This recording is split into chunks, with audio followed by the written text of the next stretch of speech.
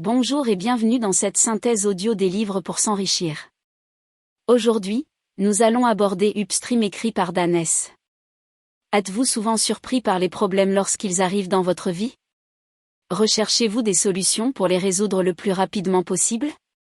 Ou êtes-vous à la recherche de la meilleure technique qui vous permettra de les anticiper et de vous préparer en conséquence? Vous êtes certainement un homme responsable si vous vous posez ce genre de questions. En général, les hommes sont souvent surpris lorsque les problèmes les envahissent et ont des difficultés à s'en sortir, car ils ne se sont pas préparés à vivre ce genre de situation. Lorsque ces derniers sont dans des situations difficiles, on les voit en train de courir par-ci et par-là, dans la panique et dans la peur totale. Puisque ces individus n'ont jamais été confrontés à de pareilles difficultés, ils ont du mal à les surmonter et ne savent pas à quel saint se vouer. Au lieu de rechercher des solutions pour vaincre tous ces problèmes ou toutes ces difficultés, ils passent tout leur temps à se plaindre, à pleurer ou à se lamenter, et deviennent insupportables pour toutes les personnes qui vivent autour d'elles. Par contre, lorsque certains individus matures ou responsables vivent ce genre de situation, ils ne paniquent jamais et refusent de se laisser vaincre par ces dernières. Ils préfèrent faire face à leurs problèmes pour mieux les résoudre de manière définitive. Leur façon d'agir est toujours différente de celle des personnes jugées immatures et irresponsables. En termes plus précis, toutes les personnes matures réagissent différemment devant toutes les difficultés qu'elles rencontrent. Elles préfèrent d'asseoir pour réfléchir afin de trouver des solutions adéquates pour mettre fin à tous les petits moments de leur vie. Et très souvent leurs réflexions portent bien leurs fruits, car elles finissent toujours par trouver la bonne issue et ce le plus rapidement que possible, contrairement aux autres catégories d'individus vivant dans la société. Puisqu'elles savent que tôt ou tard les difficultés viendront dans leur vie, elles se préparent en conséquence en restant en éveil et en menant des réflexions très poussées pour pouvoir s'en sortir dans n'importe quelle situation avant que celle-ci ne vienne. Cela leur permet donc d'anticiper toutes les situations ou difficultés avant que celles-ci ne soient effectives. Par conséquent, cela les permet donc de devenir des maîtres de l'anticipation des problèmes ou des difficultés. Mais comment anticiper toutes les situations ou difficultés de votre vie? Comment trouver les solutions à toutes vos difficultés avant que ces dernières ne se manifestent dans votre vie? Ce sont les réponses à ces différentes interrogations qu'un exceptionnel rédacteur de best-seller a tenté d'apporter dans son merveilleux ouvrage intitulé « Upstream ». Ce rédacteur de best-seller s'appelle Dan Hess. D'après lui, il est tout à fait possible de résoudre tous les problèmes de votre vie par anticipation, c'est-à-dire avant qu'ils ne vous atteignent.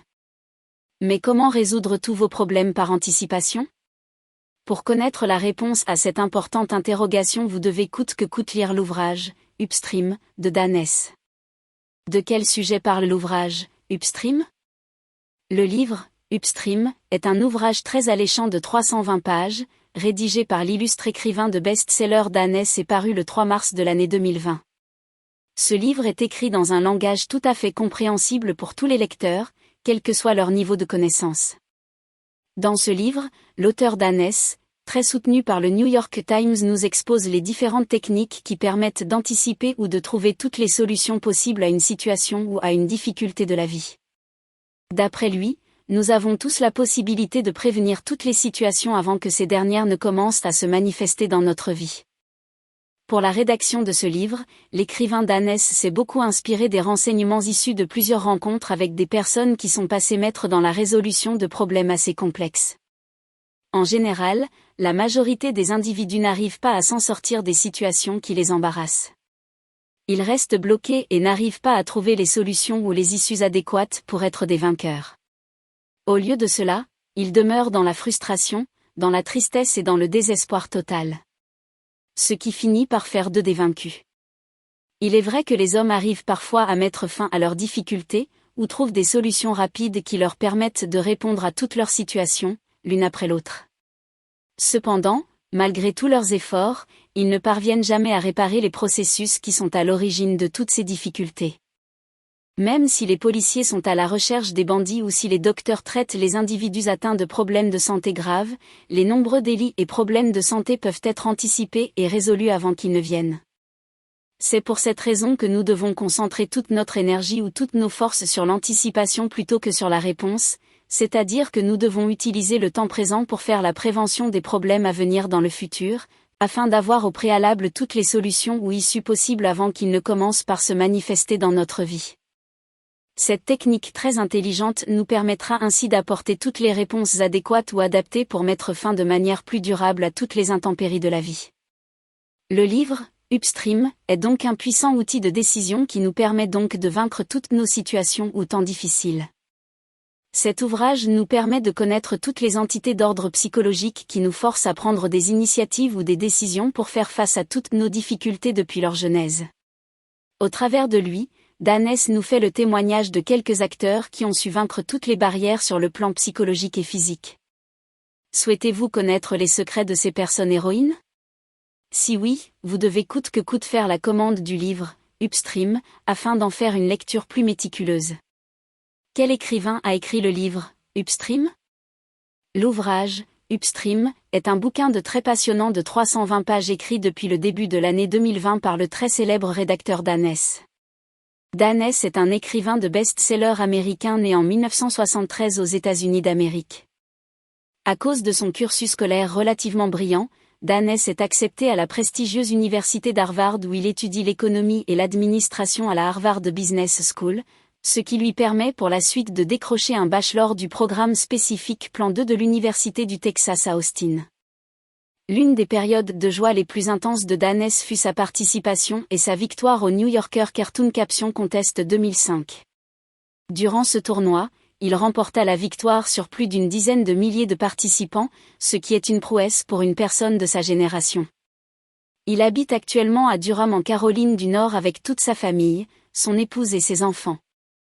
L'écrivain de best-seller Dan Hess a été pendant longtemps un chercheur en chef et a beaucoup travaillé pour le Centre CASE, un centre de recherche en matière d'entrepreneuriat qui vient en aide financièrement et techniquement à de nombreux entrepreneurs qui œuvrent pour satisfaire les besoins sociaux et environnementaux de la société.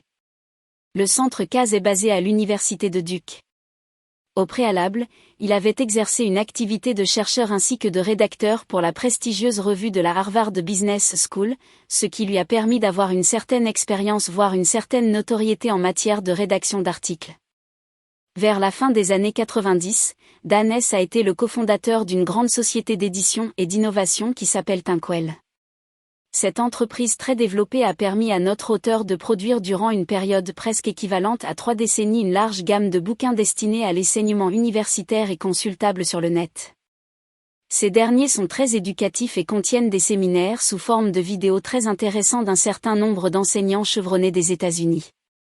Tous les étudiants qui désirent suivre ces conférences très éducatives peuvent le faire en se connectant à la plateforme de Thinkwell.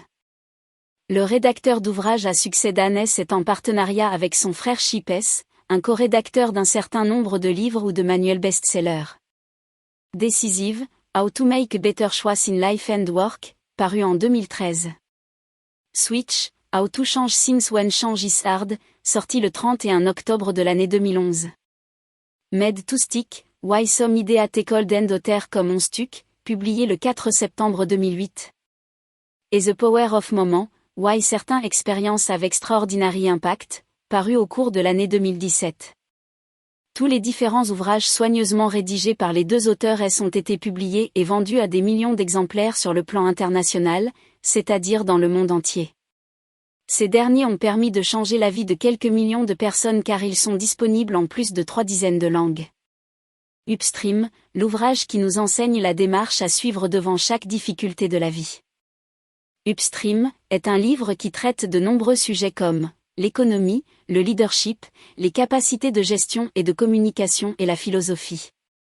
D'après l'auteur de cet ouvrage, chaque processus est puissamment élaboré pour garantir tous les résultats qui sont dans ses possibilités. L'ouvrage, Upstream, de Dan Hess est un bouquin qui tire toute sa source d'inspiration de l'une des thèses développées par le sociologue médical américain Irving Zola. À cause du succès de cet ouvrage, Dan Hess donne de nombreuses conférences sur le développement personnel pour changer la vie des différents auditeurs. Le poste de chercheur en chef qu'il occupe au centre CASE de l'Université de Duke lui a permis d'organiser le prestigieux sommet Alpha du CFA. C'est au cours de ce rendez-vous incontournable que ce grand auteur a fait connaître son célèbre exemple pour étayer sa théorie. Imaginez-vous en train de faire un pique-nique près d'une rivière. Vous venez juste de porter votre combinaison de pique-nique et vous vous apprêtez à faire la fête quand des cris vous parviennent de la rivière. En y jetant un coup d'œil en arrière, vous vous rendez compte qu'il s'agit d'un petit gamin qui est en train de se noyer car ne sachant pas nager. Une chose est sûre, c'est que dans ce genre de situation, vous et votre ami vous jetteriez à l'eau pour faire tout ce qui est en votre pouvoir pour venir en aide à ce gosse. Cependant, après avoir sauvé ce gamin de la noyade et fait sortir de l'eau en toute sécurité, vous percevez les cris de détresse d'un autre enfant. Vous serez obligé de vous remettre une fois de plus à l'eau et après avoir porté secours à cet enfant, 2 autres gamins se mettent encore à hurler pour que vous leur veniez en aide au plus vite. Cette situation vous épuiserait certainement tous les deux. Cet exemple que Danès a choisi est une image des difficultés auxquelles toutes les personnes sont soumises à un tournant donné ou à un autre de leur vie. Que cela soit dans le domaine financier, social, matériel, relationnel, etc. On finit toujours pas avoir affaire à ce genre de casse-tête. Cet exemple d'illustration s'appelle la souricière de la réponse. C'est à cause de ce traquenard de la réaction que nous cherchons toujours des solutions urgentes pour résoudre toutes les situations difficiles de nos vies, c'est-à-dire que nous apportons toujours une réponse après que le mal se soit produit. C'est pour cette raison que nous n'avons jamais le temps d'aller à la source de nos situations pour apporter une réponse définitive. Au récapitulatif, nous devons toujours chercher à résoudre nos difficultés à leurs racines afin de les anticiper plus efficacement et de les éradiquer plus rapidement. Les conseils que l'écrivain Danès a donnés dans son livre, Upstream, doivent donc être suivis à la lettre pour être plus efficaces devant chaque situation de la vie. Peut-on résoudre un problème lorsque l'on souffre d'aveuglement ? D'après le rédacteur du livre, Upstream, il est impossible de résoudre un problème ou une difficulté lorsque l'on est aveugle ou que l'on souffre de cécité. Certaines situations sont tellement omniprésentes et profondément établies qu'elles se confondent avec la routine quotidienne et semblent inévitables. Pour illustrer cette affirmation, Danès s'est inspiré des blessures subies par des joueurs de l'équipe nationale de football, la NFL. Si tous les joueurs de chaque équipe adverse devaient se blesser à un rythme effréné, c'est sûr que ce serait la catastrophe car leurs blessures de jambes seraient graves. Par exemple, pour l'une des équipes adverses, le total de blessés est estimé à plus d'une vingtaine en une unique saison. Ce serait une situation catastrophique qui empêcherait cette dernière équipe d'être plus compétitive. Et comme cette équipe avait besoin d'une nouvelle victoire, ses dirigeants ont choisi d'engager un nouvel entraîneur. La venue de ce dernier dans cette équipe de football lui a permis de voir les choses de manière différente des autres. Selon lui, toutes ces difficultés observées n'étaient pas inéluctables comme on le pensait mais elles étaient dues à un entraînement insuffisant et à un manque de séances de gymnastique. En prenant assez de recul pour découvrir la racine du problème de cette équipe, il finit par confirmer la véracité de ses hypothèses. En effet, tous les joueurs de cette équipe sans exception pesaient trop lourd et avaient tous un poids supérieur au poids normal autorisé pour chaque sportif. Pour remédier à cette situation, tous les joueurs durent subir un régime sévère et des séances d'entraînement et de gymnastique dignes du nom. Et cela a apporté un grand tourne à cette équipe. Mais comme l'entraîneur n'était pas encore satisfait du résultat, il décida d'aller encore plus loin. Chaque sportif a dû subir un entraînement si puissant et si personnalisé qu'il était capable de créer un dysfonctionnement total dans la tactique de l'équipe adverse. Certains joueurs devaient avoir des gabarits plus énormes et plus grands que d'autres à cause de cette activité sportive intensive venant de l'initiative de l'entraîneur. Avec la nouvelle méthode que cet entraîneur avait apportée, toute l'équipe doutait de ses capacités et était sceptique quant à son efficacité car sa technique était à l'opposé des principes de l'équipe. Cependant, après la mise en application de cette nouvelle méthode, le nombre de blessures des joueurs de l'équipe a quitté la vingtaine pour venir à seulement 3. Ce qui prouve que cet entraîneur n'était pas un aveugle mais il voyait clairement. Un aveugle ne peut donc pas résoudre les situations difficiles de sa vie puisqu'il est incapable non seulement de les voir mais aussi de les anticiper. Si cet entraîneur avait été aveugle et n'avait pas vu la véritable source des problèmes de cette équipe, il n'aurait jamais pu apporter là où les solutions appropriées pour son équipe. Comment s'évader d'un tunnel ? Ce n'est pas une chose aisée de creuser un tunnel car cela nécessite beaucoup de temps, un certain nombre d'investissements et des dépenses considérables. Lorsque vous vous retrouvez dans un tunnel et que vous ne voulez pas marcher à reculons, vous êtes obligé d'emprunter la même direction. Par conséquent, vous ne pouvez qu'avancer. Ce sont des tâches extrêmement compliquées de prendre soin des joueurs blessés d'une équipe de football nationale ou de sauver de la noyade une foule de gamins tombés dans une rivière, surtout quand cela vous coûte toute une journée. Dans ces situations précédentes, c'est presque impossible de prendre de la hauteur pour mieux réfléchir afin d'adopter une stratégie beaucoup plus fine. D'après Danès, l'action qui consiste à prendre du recul pour mieux s'organiser s'appelle le tunneling. C'est un mot de la langue anglaise qu'il a découvert en lisant un célèbre livre de psychologie. Le terme tunneling signifie construire un tunnel dans la langue française. Lorsque vous êtes dans un tunnel, votre vision est limitée car vous ne pouvez pas voir ce qui est devant à moins que vous ne choisissiez d'avancer. C'est d'ailleurs la seule possibilité que vous avez dans cet endroit, avancer et rien qu'avancer. Dans cet espace, vous n'avez aucune sagesse à appliquer si ce n'est qu'à avancer, tout en suivant le même cap. Du moment que vous êtes dans un tunnel, ce n'est pas facile de vous en sortir. En général, lorsque vous avez une difficulté et que vous ne parvenez pas à la résoudre, cela engendre une autre difficulté et vous utilisez tout votre temps pour les résoudre. Et quand vous finissez une journée, vous vous posez la même question, est-ce que vous avez progressé dans votre travail ou vous avez passé tout votre temps à résoudre vos difficultés ? Parce que les hommes sont obsédés par la volonté de prendre de la hauteur dans chaque situation, le premier geste qu'ils font devant une barrière n'est pas de l'attaquer ni de la solutionner mais de la contourner. Et cette méthodologie leur prend tellement du temps et de l'énergie à telle enseigne que cela les prive de l'énergie nécessaire pour anticiper ces situations dans l'avenir. Une telle technique n'est pas adéquate car en la mettant en pratique, c'est une manière de se préparer à ce que ces situations reviennent une fois de plus. La meilleure méthode selon l'écrivain Danès n'est donc pas de construire un tunnel qui ne finit jamais, mais d'aller à la source de tous les problèmes, de toutes les difficultés afin de les résoudre une bonne fois pour toutes. L'application de cette méthode ou de ce principe bien élaboré découvert par l'auteur Danès est donc la meilleure issue à toutes les situations ou problèmes de la vie. Vous devez donc tout faire pour la mettre en pratique dans votre vie afin d'en finir de façon définitive avec toutes les difficultés qui se manifestent dans votre existence. Comment réagir convenablement face à un incendie ? Le problème d'incendie est une situation qui peut arriver d'un moment à un autre. Ce n'est pas une situation aisée, surtout quand vous ne vous êtes pas préparé à cela. En cas d'incendie, nous connaissons tout ce que nous devons faire. La bonne solution dans ce genre de situation imprévue est de faire appel aux sapeurs-pompiers. Ce sont les seuls qui sont les mieux formés pour faire face à ce problème. Une fois qu'ils arrivent sur les lieux de l'incendie, ils déploient leur matériel et se mettent à lutter plus efficacement avec le feu. D'après l'écrivain Danès, toutes les maisons ou propriétés sont concernées par ce problème d'incendie, à cause de leur vulnérabilité. Lorsqu'un incendie n'est pas vite maîtrisé, il peut créer une situation catastrophique sur le plan matériel comme sur le plan humain. Ici, le vrai enjeu ce n'est pas de parvenir à éteindre le feu ou de parvenir à avoir la maîtrise de ce dernier. Le plus important c'est de trouver des solutions adéquates pour empêcher que ce genre de situation ne se produise. Le plus souvent, la question que l'on se pose c'est de savoir à qui nous pouvons confier la responsabilité d'éviter que notre bâtiment ne prenne feu. En général, puisque nous habitons dans ce lieu, nous sommes les plus concernés par ce genre de situation. Autrement dit, nous sommes les premières victimes de ce genre de problème, puisqu'il s'agit de notre vie. Mais en réalité, nous ne sommes pas les seuls concernés par une telle situation.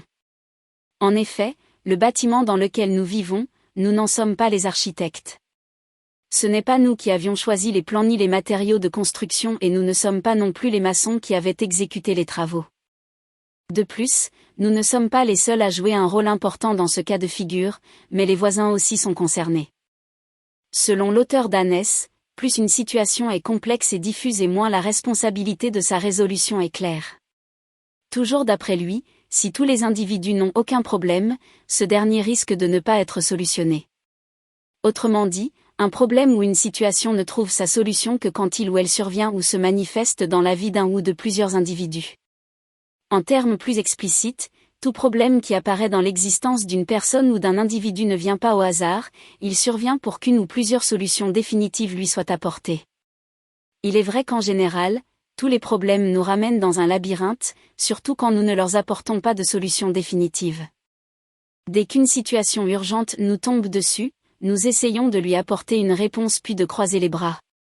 Nous ne nous activons qu'au moment où il y a une autre situation urgente qui nous obstine. Mais la meilleure réponse à toutes ces différentes situations est de trouver leurs racines pour en finir à jamais avec elles. Comment mettre fin au cycle de problèmes ? D'après l'écrivain best-seller Danès, la meilleure manière de mettre fin au cycle de problèmes c'est de se fixer des objectifs à atteindre et d'avoir une bonne vision de leur fonctionnement. Tous les processus sont créés pour être plus efficaces et à chaque fois qu'ils produisent des aboutissements logiques, meilleurs ou nuls, ils sont traités comme si la production de ces aboutissements était le principal but. Que faut-il faire lorsque nous devons travailler sur un vaste chantier ? La meilleure initiative dans ce cas est de le diviser en plusieurs différentes parties et de les mesurer pour augmenter les chances de succès du chantier. Lorsque l'on manque de prendre soin d'une partie de manière convenable, cela conduit à un succès mitigé. Même si le chantier qui nous est confié était de sauver des gamins de la noyade d'un cours d'eau, ou de soigner les différentes blessures des joueurs d'une équipe de football nationale, nous trouverons des solutions temporaires au lieu d'attaquer le problème à sa source. Le plus souvent, en cherchant à apporter une réponse plus efficace, cela nous ralentit dans l'éradication de ces situations difficiles. Dans l'exemple de la noyade des gamins dans la rivière, deux solutions se présentent à nous, soit nous sauvons ces enfants de la noyade en les empêchant d'être emportés par l'eau ou l'on éradique la cause ou l'origine du problème une bonne fois pour toutes. Cet ordre d'idées nous pousse à aller bien au-delà des solutions temporaires, c'est-à-dire jusqu'au bout de nos efforts pour ne plus avoir affaire à ce genre de situation ou problème. Une telle méthodologie nous rend la vie plus facile face à chaque situation ou difficulté de notre existence, car elle nous permet à la fois d'avoir des solutions en amont et en aval. C'est de cette manière que réagissent tous ceux qui sont passés maîtres dans la résolution de problèmes ou situations difficiles. Lorsque vous réfléchissez de cette façon, cela vous permet d'être comme eux et d'anticiper toutes les situations avant qu'elles ne fassent leur apparition dans votre existence. Il y a des millions d'enfants qui aiment se baigner dans les différents cours d'eau, cela ne change pas et cela ne changera jamais, en tout cas pas aujourd'hui. C'est pour cette raison que les problèmes de noyade d'enfants sont inévitables, c'est-à-dire que l'on ne peut pas les empêcher. Cependant, la solution que nous devons apporter à cette situation ne doit pas être une solution partielle mais plutôt une solution globale. Nous avons par exemple la possibilité d'installer les chaises des sauveteurs dans le bon angle, pour éviter les pertes de temps lors des sauvetages. Nous pouvons aussi faire porter à tous les enfants qui aiment se jeter à l'eau des bracelets de couleur pour préciser le degré de maîtrise de la nage de chaque enfant. De cette manière, nous attaquerons le problème à sa racine. C'est ainsi que ce problème de noyade disparaîtra de manière éternelle, sans que l'on ne puisse plus jamais avoir affaire avec lui. Comment appliquer le principe de Danès dans une entreprise ? Il est tout à fait possible de mettre en application le principe dans une entreprise afin de résoudre de manière définitive tout problème qui se manifeste dans cette société. La mise en application de la théorie de Danès dans une entreprise vous évite d'avoir des solutions partielles mais globales, à la fois en amont et en aval à toutes les difficultés rencontrées par cette dernière. Pour développer cette idée, nous nous servirons de l'exemple de Danès. Pour appuyer sa thèse, cet auteur de best-seller s'est servi de l'exemple de la société de voyage Expedia.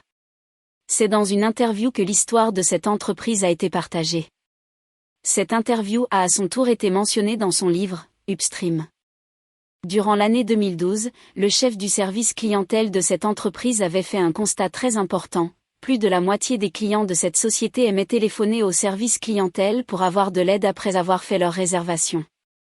Puisqu'il s'agissait d'un service pour réserver en ligne, les appels ne constituent pas la principale source de revenus de la société.